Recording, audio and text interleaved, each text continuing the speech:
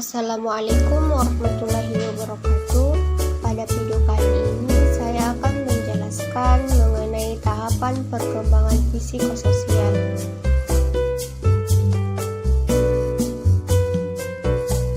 Tahap pertama yaitu tahap membangun kepercayaan atau trust versus mistrust. Tahap pertama ini terjadi dalam rentan bayi berusia 0 sampai 18 bulan. Tahap ini sangat kritis dalam perkembangan psikososial anak dan sangat dipengaruhi oleh ibu dan pengasuh yang menemani anak sehari-hari. Pada fase ini, anak belajar mengenali apakah dunia sekitar aman dan bisa dipercaya atau tidak. Nah, ketika orang tua atau pengasuh menanggapi kebutuhan anak dengan cara yang konsisten dan penuh perhatian, anak akan belajar untuk mempercayai dunia dan orang-orang di sekitarnya. Anak merasa aman dan melihat bahwa dunia sekitarnya adalah aman. Tahap kedua yaitu tahap membangun otonomi atau autonomy versus self-control. Tahap psikososial kedua berlangsung dalam rentan usia 18 bulan sampai 3 tahun. Nah, dalam fase ini, anak mulai mengembangkan otonomi diri, kemampuan melakukan sebuah hal secara mandiri, proses stimulasi kemandirian seperti toilet training, makan minum sendiri, berpakaian, memilih dan bermain sendiri menjadi stimulasi krusial anak untuk mengembangkan kontrol dirinya. Jika kemandirian anak dan kontrol dirinya berkembang, anak bisa mengatasi rasa malu dan keraguan akan kemampuannya. Tahapan yang ketiga yaitu tahap berinisiatif atau initiative versus guilty. Tahap psikososial ketiga berlangsung dalam rentan usia 3 sampai 5 tahun. Dalam fase ini, anak mulai mencoba dan mengembangkan inisiatifnya. Anak banyak bertanya dan mencoba hal-hal baru yang ada di sekitarnya. Nah, jika pertanyaan dan keingintahuan ini difasilitasi, anak akan mengembangkan kepercayaan diri untuk berinisiatif. Sebaliknya, jika keingintahuan anak diabaikan dan anak sering mendapat larangan atau kritikan saat ingin mencoba sesuatu, anak akan merasa bersalah atau inisiatif keingintahuannya.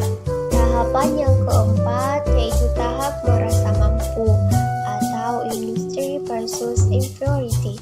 Tahap perkembangan psikososial anak selanjutnya adalah saat anak mulai masuk usia sekolah 6 sampai 11 tahun. Dalam rentang usia ini, anak-anak mulai berinteraksi dengan temannya di sekolah dan mulai menjalani kegiatan belajar yang lebih formal. Anak mulai mengembangkan rasa bangga, mampu memahami atau melakukan dan mencapai prestasi dengan kemampuan mereka. Dalam tahap ini, anak-anak membutuhkan apresiasi, dukungan, dan dorongan untuk mengembangkan rasa kemampuan kompetensi. Nah, sebaliknya, tantangan anak pada fase ini adalah merasa rendah diri atau inferior karena tidak mampu dan tidak mendapat dukungan atau apresiasi yang dibutuhkannya. Tahapan yang kelima yaitu tahap membangun identitas atau identity versus confusion. Tahap perkembangan psikososial kelima terjadi saat anak mulai menginjak masa remaja, kisaran tahun 16 sampai 18 tahun. Pada fase ini, anak mulai membangun identitas dirinya. Anak bertanya-tanya dan mencari jawaban untuk pertanyaan siapa saya. Pada fase membangun identitas pribadi ini, anak remaja mengeksplorasi perilaku, peran, dan identitas yang berbeda. Para remaja yang menemukan rasa identitas akan merasa aman, mandiri, dan siap menghadapi masa depan. Nah, sementara mereka yang tetap bingung, mungkin merasa tersesat, tidak aman, dan tidak yakin akan tempat mereka di dunia. Itulah sebabnya penting bagi orang tua dan orang dewasa memberikan dukungan yang memberikan anak agar bisa menemukan identitas dirinya dengan nyaman dan aman. Yang keenam, tahap menjalin kedekatan atau intimacy versus isolation. Di tahap awal dewasa 19 sampai 40 tahun, seseorang mulai berada dalam tahap-tahap psikososial keenamnya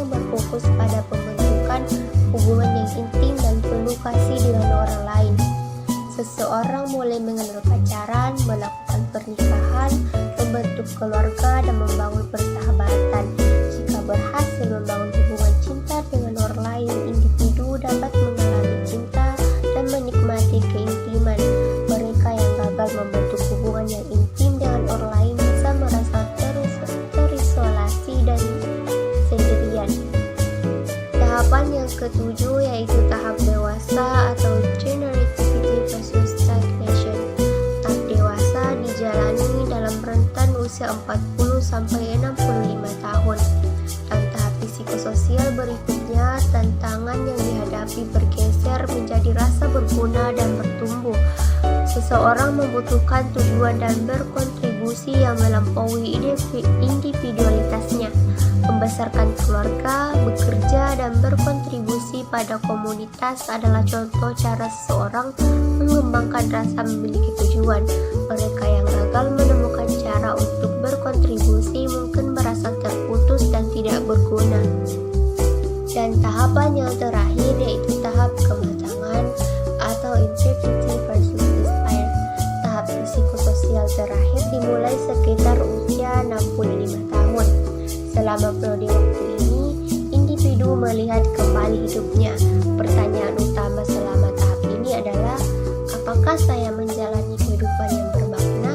Nah, mereka yang merasa hidupnya bermakna akan merasakan kedamaian, kebijaksanaan, dan kepuasan, bahkan ketika menghadapi kematian. Sebaliknya, seseorang yang merasa gagal dan tidak menjalani hidup dengan baik, mereka akan merasa kepahitan, penyesalan, bahkan perasaan putus asa. Demikian penjelasan saya mengenai tahap perkembangan psikososial. Semoga bisa bermanfaat. Terima kasih dan wassalamualaikum warahmatullahi wabarakatuh.